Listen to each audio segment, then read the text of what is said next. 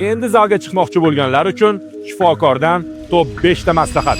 Birinchisi, ko'proq suv iching. Gidratatsiya eng muhimi. Agar siz mashqlardan oldin va mashqlar davomida suv ichib turmasangiz, mushaklaringiz tortishib qoladi va kuchsizlanib qoladi. Ikkinchisi, to'g'ri nafas oling. Siz kuch sarflayotgan paytingizda nafas chiqaring, yengil paytda esa nafas oling. Bu mushaklaringiz uchun juda ham foydali hisoblanadi. Tunda emas, kunduzi mashq qiling.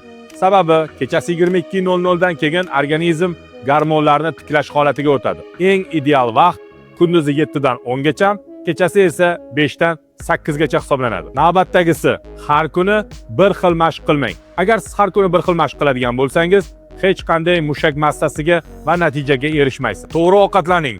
Oziqlanish mashqlardan ham muhimroq. To'g'ri oqsildan va sog'lom uglevodlardan foydalaning. Organizm yog'lardan emas, oqsillardan quriladi. To'g'ri uxlash natijani yarmiga teng. Mushaklar mashqlarda emas, uxlaganda tiklana boshlaydi.